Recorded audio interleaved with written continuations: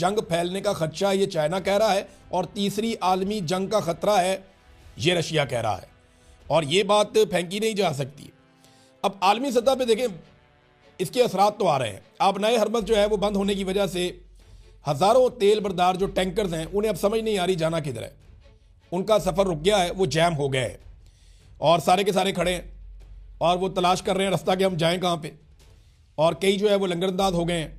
तो ईरान ने ऑफिशियली अब नए हरमज को बंद कर दिया है और ये उसको लंबे अरसे तक बंद रख सकता है, और कुछ ना करे तो इसको बंद रख सकता है।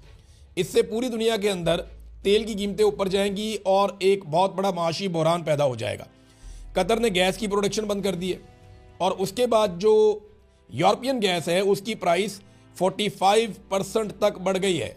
आज मैं आपको बता रहा हूँ, कल ये 28% तक बढ़ी थी और अब जो खबर आई है लेटेस्ट वो ये बता रही है कि 45% तक यूरोपियन गैस की प्राइस बढ़ गई है, जो बहुत खतरनाक है और ये कोई अच्छी खबर नहीं है। अब नाज़रीन, एक और सवाल बार बार पूछा जा रहा है कि ये जो अमेरिका के 3 जेट गिरे हैं ये गिराए किसने। देखिए, ईरान ने गुज़िश्ता चंद महीनों में सरफेस से फ़ज़ा में, यानी ज़मीन से फ़ज़ा में मार करने वाले कुछ हथियारों का मुआहदा किया था, चाइना के साथ भी और रशिया के साथ भी। इन दोनों के पास ये हथियार बहुत अच्छी कैपेसिटी वाले मौजूद हैं। अब क्या ये हथियार इस्तेमाल हो रहे हैं, इसके बारे में आप अभी कुछ नहीं कह सकते क्योंकि जंग चल रही है, जंग के बाद इसका तखमीना लगाया जाएगा। लेकिन ईरान ये कहता है कि उन्होंने अमेरिकन तैयारे गिराए, लेकिन अगर कुवैत ने गलती से गिराए हैं तो गलती से एक आधा गिरता है ना, 3 तो नहीं गिर जाते। और ये जो तैयारे होते हैं या जो सिस्टम जिस मुल्क के अंदर ये चल रहा होता है वो आपस में इंटीग्रेट करते हैं कि गलती से वो गिरने भी लगता है तो वो फौरन उनको सिस्टम बताता है कि ये इसको नहीं छेड़ना आपने, ये हमारा है। तो अगर गलती से गिर जाता तो एक गिर जाता, 3 तो उन्होंने अनाउंस कर दिया, पता नहीं कितने गिरे। तो ये जो गिरे हैं, अगर ये गलती से गिरे हैं तो ये 3 नहीं गिर सकते थे। अब इसमें एक खबर और आई है और ये खबर ये बताती है कि कुछ जो कुवैती बहरिया के लोग हैं उनके ऊपर ऑपरेशन हुआ है और उसमें एक अहलकार जो है वो जाँ बहक भी हुआ है। अब ये क्या है, कहीं ऐसा तो नहीं है कि वहीं अंदर से किसी ने बगावत की और उन्होंने अमेरिकन तैयारों को निशाना बना दिया? क्योंकि देखें ना, हुक्मरान जो हैं वो अरब हुक्मरान अमेरिका के साथ अच्छे ताल्लुकात बना रहे हैं, लंबे अरसे से बना रहे हैं। लेकिन जैसे ही अरब हुक्मरानों के ऊपर मुश्किल वक्त आया, खलीजी ममालिक के ऊपर मुश्किल वक्त आया, अमेरिका ने अपना दिफाई निज़ाम वहाँ से हटा लिया। अमेरिका सिर्फ इन ममालिक को हमले के लिए इस्तेमाल कर रहा है, इनको बचाने के लिए कुछ नहीं कर रहा। अब इन ममालिक को सोचना पड़ेगा कि इनको अपना दिफाई निज़ाम खुद खड़ा करना होगा और अमेरिका के ऊपर अपना इन्हिसार कम करना पड़ेगा। अब ये ईरान के साथ खलीजी ममालिक को लड़वाना इस वक्त बहुत बड़ी ख्वाहिश है नेतन्याहू की और उसके लिए काम हो भी रहा है। मैं आपको एक खबर देता हूँ। एक तो जो सऊदी अरब की ऑयल रिफाइनरी आरामको, इसके ऊपर जो अटैक हुआ, ईरान ने बड़ी वाज़े अंदाज में कह दिया, बल्कि उन्होंने ये कहा कि हमने अपने सऊदी भाइयों को आगाह भी कर दिया है कि इस हमले के पीछे हम नहीं हैं, हमने किसी रिफाइनरी के ऊपर किसी किस्म का मिसाइल नहीं दागा। अब इसकी इन्वेस्टिगेशन होना चाहिए कि ये मिसाइल किसने फेंका है, और अगर ये इसराइल की तरफ से आया है या किसी और तरफ से आया है तो ये फिर मामला बहुत लंबा चलेगा, ये यहाँ ख़त्म नहीं होगा। क्योंकि ईरान ने साफ कहा, ईरान कह सकता था हमने मारा, जंग में वो गलती से आ गया, लेकिन ईरान ने कहा जी हमने बिल्कुल नहीं मारा, हमने किसी ऑयल फील्ड के ऊपर अटैक नहीं किया। अमरीकी एक सहाफ़ी हैं, ये टकर कार्लसन, इन्होंने एक इंकशाफ किया है। टकर कार्लसन ये कहते हैं कि कतर और सऊदी अरब में मुसाद के कुछ एजेंट्स पकड़े गए और ये बम धमाकों की प्लानिंग कर रहे थे। इस इल्ज़ाम में गुज़िश्ता रात इनको पकड़ा गया है और ये कोशिश कर रहे थे कि जो अमेरिका के इत्तेहादी ये खलीजी ममालिक हैं, कतर और सऊदी अरब, यहाँ पे इस किस्म की बम धमाके या कार्रवाइयाँ करवाई जाए जिससे अनारकी फैले और इन्हें लड़ाई के ऊपर उकसाया जाए। अब ये देखें, ये खबर बहुत बड़ी खबर है कि यहाँ पे मुसाद के एजेंट पकड़े गए हैं इन मुल्कों में।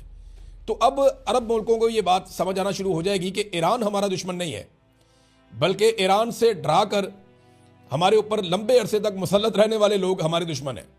और हमें तो ज़रूरत ही नहीं थी इतना पैसा खर्च करने के लिए अपने दिफा पे, जितना हमने खर्च कर लिया। अगर अपने ऊपर खर्च लेते तो आज शायद बेहतर पोजीशन में होते। नाज़रीन, एक और बड़ी खबर है और वो ये है कि महमूद अहमदी नजाद बहुत मकबूल हैं ईरान के अंदर, साबिक सदर हैं ईरान के और बड़ी ज़बरदस्त शख्सियत के मालिक हैं और बड़ी शानदार इंसान है। महमूद अहमदी नजाद जो हैं वो बच गए हमले में। उनके बारे में पहले इतला आई थी कि उनकी शहादत हो गई है, लेकिन अब जो इतला आई है उसके मुताबिक वो बच गए हैं। यूरोप से पहले हुक्मरान ने आवाज़ उठाई है। ये स्पेन के वज़ीर आज़म हैं पेड्रो। इन्होंने अमरीकी हमले और इसराइली हमले की मजम्मत कर दी है, इसे बैनुल-अक़वामी कवानीन की खिलाफ वर्जी करार दिया है और अपने अड्डे भी देने से इनकार कर दिया कि हम अपने अड्डे भी नहीं देंगे। जबकि बरतानिया ने अड्डे तो दे दिए अमेरिका को, लेकिन लड़ाई में उतरने से इनकार कर दिया। उन्होंने कहा हम इस लड़ाई का हिस्सा नहीं बनेंगे। हमने माजी से सबक सीखा है, जो इराक जंग में हमारे साथ हुआ उससे हमने ये सबक सीखा है कि अब हम दोबारा इस तरह की लड़ाई का हिस्सा नहीं बनेंगे और ना हम इस लड़ाई में आना चाहते हैं। नाज़रीन, खलीजी ममालिक में सूरत हाल बहुत अजीब है इस वक्त। वहाँ से जो अरबपति लोग हैं, खरबपति लोग हैं, जो पूरी दुनिया से आकर वहाँ पर रहते थे और वहाँ का शानदार अमन व अमान इंजॉय कर रहे थे, अब सर्दियों में पूरी दुनिया वहाँ आ जाती थी। आजकल सर्दियों का सीज़न है, तो जैसे ही गर्मियाँ होती थी तो दुनिया के अमीर तरीन लोग यूरोप में चले जाते थे, सर्दियाँ आती थी तो मिडल ईस्ट में आ जाते थे। अब वो सारे लोग ये खित्ता छोड़कर भाग रहे हैं।